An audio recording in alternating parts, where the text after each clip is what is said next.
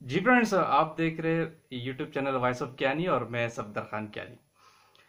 अच्छा फ्रेंड्स, हमारी बहुत बात होती है इंस्ट्रूमेंट के हवाले से, वहाँ के फार्मास्यूटिकल इंडस्ट्रीज के क्वालिटी कंट्रोल डिपार्टमेंट हो गया, क्वालिटी एश्योरेंस हो गया।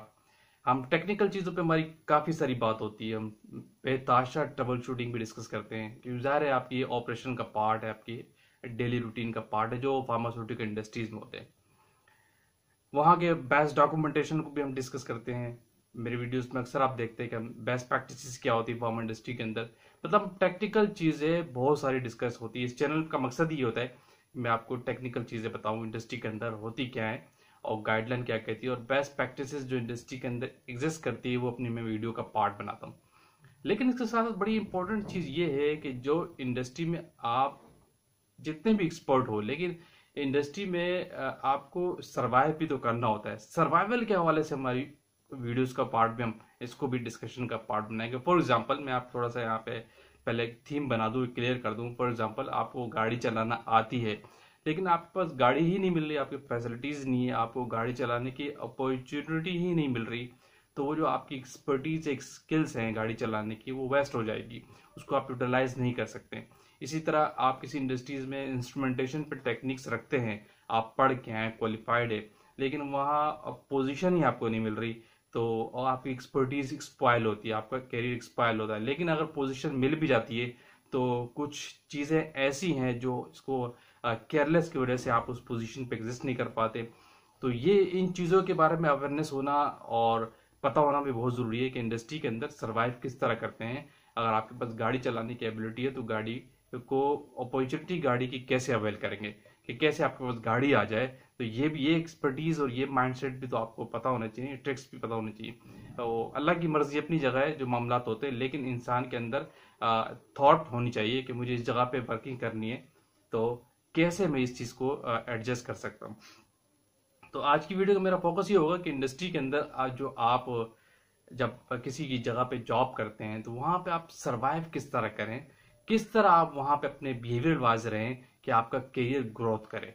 याद रखिए, सिर्फ चीज़ों का जानना, एक्सपर्टीज का होना, अपनी फील्ड में एक्सपर्ट होना अपनी जगह है, लेकिन वहाँ पे ग्रोथ करना एक अलग मैटर रखता है, और वहाँ पे बिहेवियरल एक्टिविटीज़ अलग होती है। क्योंकि इंडस्ट्रीज के अंदर आपको पता, बड़ा टफ कल्चर होता है, हर चीज़ आपको बना के नहीं दी जा सकती, और आपको खुद बनानी पड़ती है चीज़ें, खुद अपने लिए अपॉर्चुनिटीज क्रिएट करनी पड़ती है, अपने लिए रास्ते निकालने पड़ते।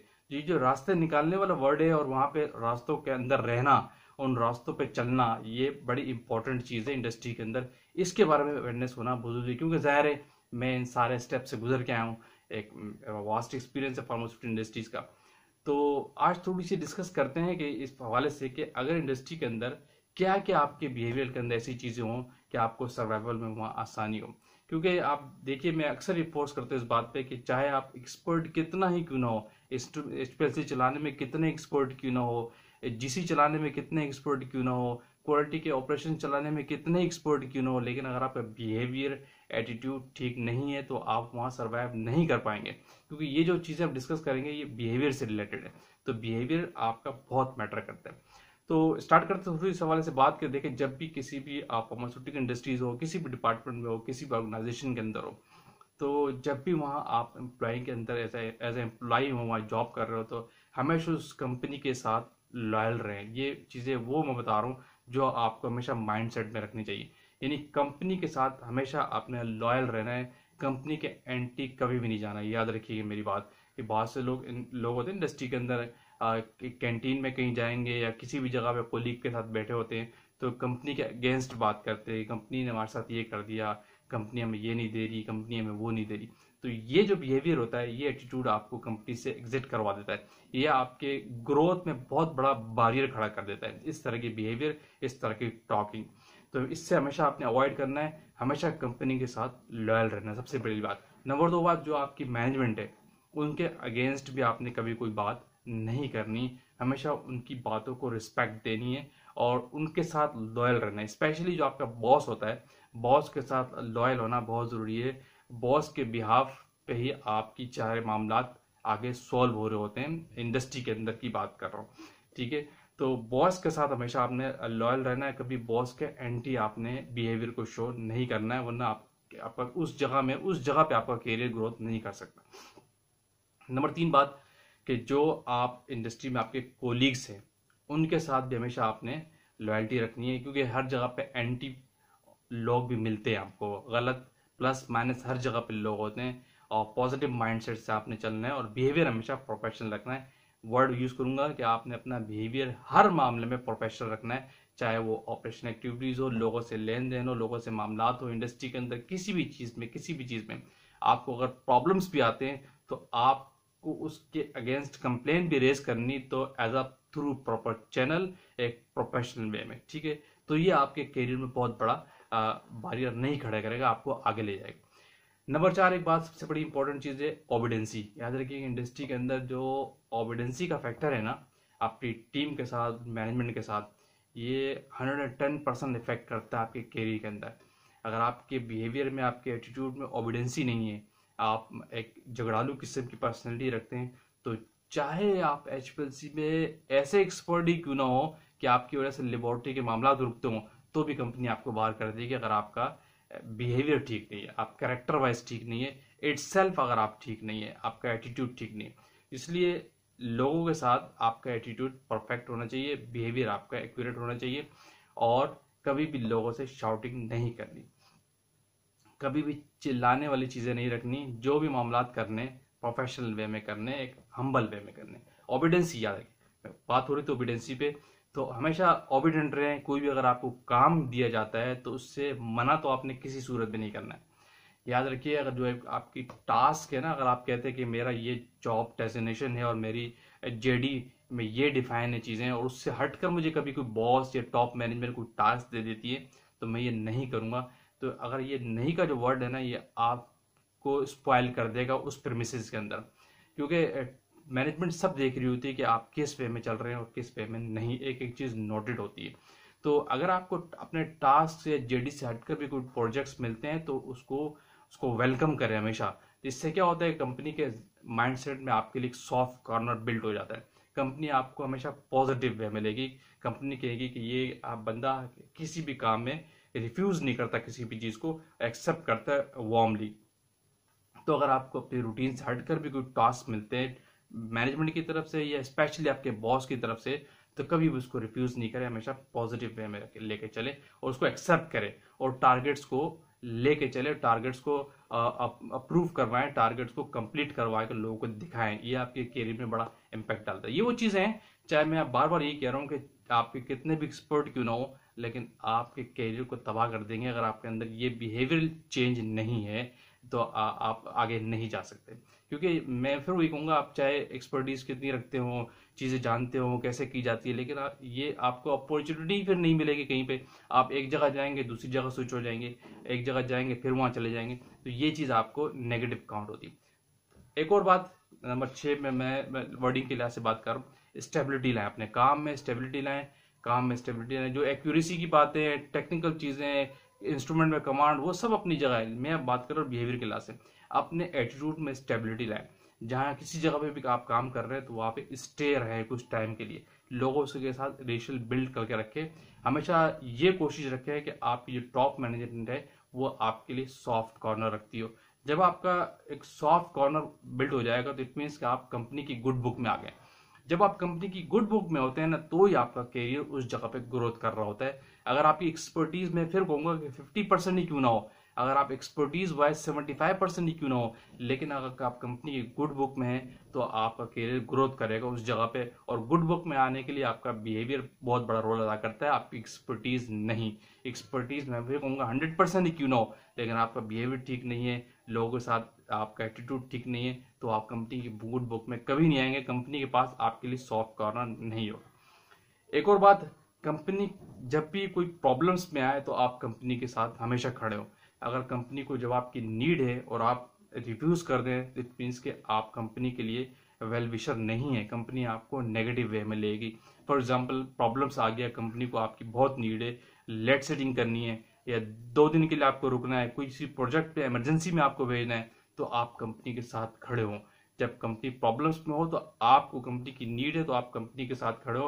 अगर कंपनी के एंटी जाएंगे तो ये कंपनी आपको नेगेटिव लेगी। जब कंपनी को आपको नीड है और आप शो करेंगे मैं आपके साथ हूँ, तो डेफिनेटली कंपनी की गुड बुक में आप काउंट होगे। कंपनी आपको प्रमोशंस वाइज, फैसिलिटीज वाइज हमेशा आगे लेके आएगी, याद रखिएगा। आपके चांसेस होते हैं कि आप ऊपर आ जाते टॉप मैनेजमेंट के अंदर। यही वजह होती है जो लोग अपने सर्कल के अंदर, कुछ लोग नीचे रह जाते हैं, कुछ लोग ऊपर आ जाते हैं, उसकी वजह ये होती है बिहेवियर, एटीट्यूड। मैंने बहुत सी इंडस्ट्रीज में ऐसे लेके लोग देखे जो एक्सपर्टीज वाइज 110 थे, लेकिन उनका बिहेवियर, एटीट्यूड ठीक नहीं था, लेकिन कंपनी ने उनको बाहर कर दिया। सिर्फ एक्सपर्टीज की बेस में कंपनी आपको अपने पास नहीं रखती। आपका बिहेवियर ऐसी चीज़ है, एटीट्यूड ऐसी चीज़ है जो कंपनी के दूसरों लोगों को भी खराब करता है। तो इसलिए आपका कंपनी का साथ बिहेवियर लॉयल होना बहुत जरूरी है। अच्छा, एक और चीज़ कि कंपनी के साथ जो ओबिडेंसी के साथ साथ रेगुलेटरी, पंक्चुअल, ये फैक्टर बहुत मैटर करता है। यानी कंपनी में आपका पंक्चुअल होना बहुत जरूरी है। ऐसा नहीं कि आप एक दिन आ रहे, 4 दिन नहीं आ रहे, 3 दिन आ रहे और 2 दिन नहीं आ रहे। ये चीज़ तो आपको बिल्कुल ही ख़त्म कर देगी। तो किसी भी जगह पे आप जॉब कर रहे हो, कंपनी में, किसी भी ऑर्गेनाइजेशन में, डिपार्टमेंट में, तो लोगों को समझ के चलें। जो आपके बॉसेस है, टॉप मैनेजमेंट का बिहेवियर, उनका एटीट्यूड को समझे, उनका माइंड सेट क्या है। कंपनी का एक अंदर एक अपना एक कल्चर बिल्ड होता है, हमेशा याद रखिएगा। उस कल्चर को आपको समझना बहुत जरूरी है और हमेशा अपने आप को उस कल्चर के लिहाज से ढाल दें। वो कल्चर ऐसा ना हो कि कोई गलत काम कर रहे हो और जिसमें कि आप इंडस्ट्री में गलत चीजें मैन्युफैक्चर कर रहे हो। सब स्टैंडर्ड चीज को तो आपने किसी भी सूरत पे एक्सेप्ट नहीं करना है। याद रखिए कि यहाँ पे ये पॉइंट, जो इंडस्ट्री के अंदर सब स्टैंडर्ड चीजें हैं उसको तो आपने किसी भी सूरत एक्सेप्ट नहीं करना है, चाहे इसमें आपका बिहेवियर हो, कुछ भी हो, फिर आपने उस चीज को एक्सेप्ट नहीं करना है। स्टैंडर्ड में रहते हुए तो कंपनी के साथ हमेशा आपने पॉजिटिव वे में चलना है, ठीक है। तो जो अटेंडेंस वाला फैक्टर है ना, ये हमेशा आपने पंक्चुअल रखना है। जो आपकी रेगुलरिटी है ना, ये याद रखिएगा, ये भी बहुत बड़ा इम्पैक्ट करती है आपके करियर के ऊपर। कि कंपनी ये सोचती है कि शख्स जो है हमेशा रेगुलर है, कभी छुट्टी भी नहीं करता, कंपनी को टाइम दे रहा है। टाइम की बात आ गई तो याद रखिएगा, ये ऐसा टॉपिक है ना, इसमें एक से एक बात सामने आती है। टाइम, जिस बंदे ने कंपनी को टाइम दिया ना, तो कंपनी उसका फीडबैक आपको रिवर्स आपको लाजमी देगी। ऐसा नहीं कि आपने कंपनी को टाइम दिया और कंपनी आपको साइड पे कर दे, ऐसा नहीं है। अगर मैनेजमेंट अच्छी है, ये चीजें जो जितनी भी बातें कर रहा हूँ, ये उस कॉर्पोरेट के लिए जहाँ पे सिस्टम एग्जिस्ट करता होगा।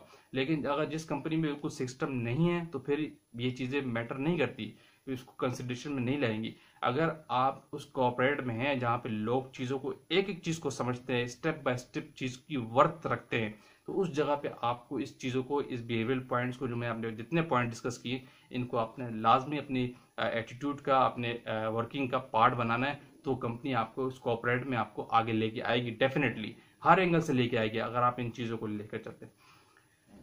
तो ये फ्रेंड्स ऐसा टॉपिक है, इस पे जितनी बात की जाए कम है। इसके अलावा कंपनी के अंदर ये तो मैंने वो बताई कि आप किस तरह आगे कंपनी में जा सकते हैं। इसी के साथ साथ कंपनी के अंदर आपको गलत किस्म के लोग भी मिलते हैं। अब बॉसेस भी आप कभी आपको ऐसे मिल जाते हैं जो आपके मिजाज से, टेम्परामेंट से नहीं होते, लेकिन आपको एडजस्ट करना पड़ता है। कंपनी की पॉलिसीज कुछ ऐसी आ जाती है अचानक से, बिल्कुल अगेंस्ट हो जाती है आपके ग्रोथ के लिहाज से, तो उसमें भी आपको एडजस्ट करना होता है। और इन सारे सिनेरियो में कैसे एडजस्ट करना है, तो ये चीज़ें आप मुझे कमेंट्स में बताइएगा, फिर उस टॉपिक पे भी हम बात करेंगे। यानी आप मुझे कमेंट्स में बताएं कि ये जो हम टॉपिक पर डिस्कशन कर रहे हैं, टेक्निकल चीज़ों के साथ साथ इसकी बहुत वर्थ है बिहेवियर और एटीट्यूड के हवाले से। कि जब हमने एचपीएलसी डिस्कस करते हैं, बार बार एचपीएलसी को डिस्कस करते हैं, उसकी ट्रबल शूटिंग को बेताशा डिस्कस करते हैं, और जीसी को डिस्कस करते हैं, और डॉक्यूमेंट, एसओपीज और बेस्ट प्रैक्टिस हमारा पार्ट है। लेकिन इसके साथ साथ जो बिहेवियर वाली चीज़ है ना इंडस्ट्री के अंदर, आपको कैसे सर्वाइव करना है, मुझे अपने कमेंट्स में बताना है। और बताएंगे कि तो फिर मैं फर्दर इस पर मजीद वीडियोस लेके आऊँगा इंशाल्लाह। तो अभी वीडियो को क्लोज करते हैं यहाँ पे, तो ये वीडियो बहुत लंबी हो जाएगी। तो आएंगे किसी और इसी तरह की टेक्निकल बातों के साथ साथ बिहेवियर पे और भी बात करेंगे। उस वक्त तक के लिए इजाज़त। जो लोग चैनल पर न्यू थे, सब्सक्राइब लाजमी करके जाएं ताकि इस तरह की वीडियोस आप तक पहुंचती रहे। Thank you for watching. अल्लाह हाफिज़।